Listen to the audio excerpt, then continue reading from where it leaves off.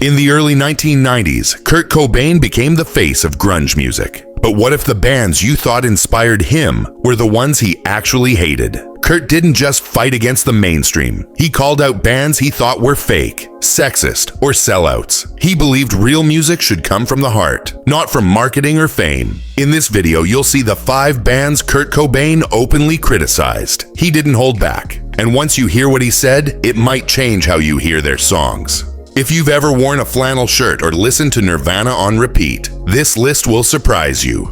Picture a huge concert, lights flashing, fans cheering. But backstage, Kurt refuses to clap.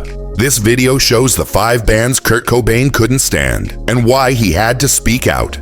Let's start with number 5, Pearl Jam Nirvana. And Pearl Jam seemed like brothers in the grunge music world. But behind the scenes, Kurt Cobain didn't like them at all. He believed Pearl Jam wasn't true to the grunge spirit. Instead of staying independent and raw, Kurt said they were too focused on money. He thought they were just acting anti-mainstream to sell more records. In interviews, Kurt called them commercially driven. He felt like Pearl Jam was trying to copy grunge style without truly living it. To Kurt, grunge was about honesty and pain, not sales and fame. He saw Pearl Jam as part of the music machine he wanted to fight. That's why he didn't want to share a stage with them. He thought they didn't stand for the same things. This wasn't just a little disagreement, it hurt both bands' fans. Kurt's words made a big impact and people started choosing sides. Years later, Kurt said he had maybe judged them too fast. He admitted he was a little too harsh, but by then the damage was done. The idea that Pearl Jam was fake grunge stuck with a lot of people. Even though they were both part of the same music scene, Kurt never saw Pearl Jam as true grunge artists. To him, they were playing a part, not living it. This showed that Kurt cared deeply about authenticity. He didn't want fame if it meant losing his honest voice. He felt like Pearl Jam had made that trade, and he couldn't respect it. But what if a band changed its whole style just to stay popular? If Kurt thought Pearl Jam were sellouts, what did he think about artists who changed their music just to fit in? Number 4. Alice in Chains. Before they were called grunge, Alice in Chains had a very different look and sound. They used to play glam metal, with big hair, shiny clothes, and loud guitar solos. Then the grunge scene exploded. Suddenly, Alice in Chains started dressing darker, sounding heavier, and acting like they were part of the movement. But Kurt Cobain saw through it. He called them opportunists. To Kurt, that meant they only changed their style to stay famous. They weren't trying to express pain or truth. They were trying to fit in with what was popular. Kurt didn't think that was real art. He believed true grunge came from people who felt outsider pain, who never wanted to be rich or cool. He thought Alice in Chains just put on the look to sell more records. Even though their music was dark and emotional, Kurt didn't buy it. To him, it wasn't growth. It was betrayal. He said they were just pretending to be sad, when really, they just wanted to be rock stars. This wasn't a small insult. It showed how much Kurt cared about authenticity. If you changed your sound to follow trends, he didn't respect you. He didn't care how many albums you sold. If you weren't honest, you didn't belong. Alice in Chains became very successful. They had big hits and played huge shows, but that didn't impress Kurt. He thought their fame was built on a fake story. And in his eyes, that was worse than being unknown. The world saw them as grunge heroes, but Kurt saw something else. He saw a band playing dress up in a world that meant everything to him, and that made him angry. But Alice in Chains wasn't the only band he called out. There was one group he disliked even more, one that he actually named in interviews. So who did Kurt really despise so much that he said it out loud? 3.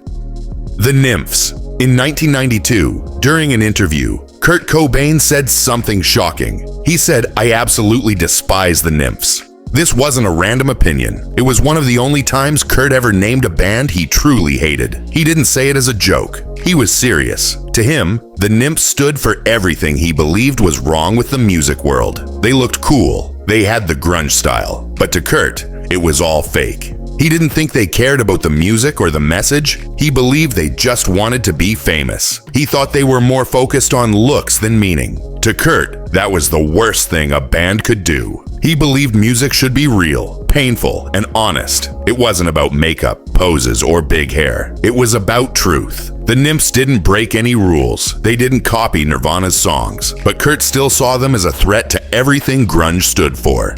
And that made him angry. He didn't just dislike them, he despised them. Most of the time, Kurt didn't name names. Even if he hated something, he kept it vague. But this time was different. The nymphs pushed him too far. They made him feel like the music world was turning into a fashion show. He saw them as pretenders, people who used grunge as a costume, not as a voice. And Kurt wasn't afraid to say it. It wasn't just about their music. It was about what they represented. They were the symbol of a world where people copied feelings they didn't really feel. That world scared him, because it meant real voices could be drowned out by fake ones. Even the bands Kurt liked weren't safe from his judgment. He had strong opinions, even about friends. So what made him speak out, even when it hurt people close to him? Led Zeppelin. Kurt Cobain had a complicated view of Led Zeppelin. He liked their music. He thought the band had great sound and powerful energy, but he hated their lyrics. To Kurt, the words were often sexist. He believed they treated women like objects, not people. This wasn't just a small issue to him. Kurt cared deeply about feminism and respect. He spoke out often for women's rights and against abuse. So when he heard songs that joked about or disrespected women, it made him upset. He felt that kind of message was dangerous, especially when it came from a band so many people loved. He once said he couldn't enjoy Zeppelin fully because their lyrics made him feel like they were spreading the wrong message. Even though he admired their sound, he couldn't ignore the words. That's what made his feelings so strong. Most fans would look the other way, but not Kurt. He believed music should make the world better, not worse. And if a band failed at that, no matter how talented, they lost his respect. This wasn't just about Led Zeppelin, it was about a bigger fight. Kurt wasn't only against fake music, he was against a fake culture too. He wanted bands to be honest, respectful, and thoughtful. Led Zeppelin had the power, but in Kurt's eyes, they didn't use it right, and that made all the difference. But what about bands that had all the power and passion, yet none of the ethics? Finally, Australian rock band. AC/DC was one of the most famous rock bands ever. They were loud, they were wild, they had huge crowds and big guitars. On the surface, they seemed like a band Kurt Cobain would love, but he didn't, not even close.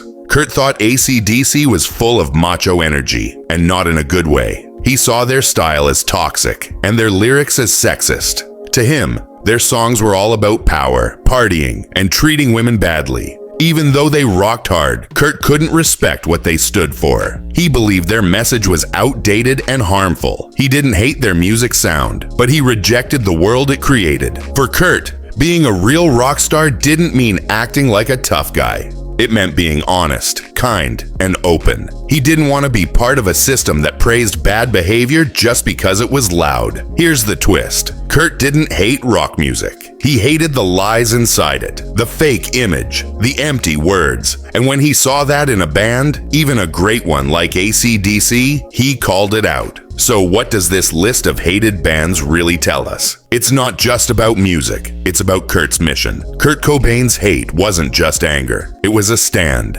Every band he spoke against showed a fight inside him. Real versus fake, fairness versus sexism. He didn't care about being liked. He cared about truth. Cobain knew his time might be short, so he used every chance to speak up. His hate was not for drama. It was to protect what music should mean. He wasn't just a rock star. He was a voice for people who felt left out or lied to. To really understand Kurt is to see his hate as a final protest. If Kurt Cobain were alive now, what would he say about your playlist? He didn't just make music. He asked, who really deserves the mic? Kurt stood for truth, not trends. So when you press play, ask yourself, is this real or just noise? Like, share, subscribe, and drop a comment.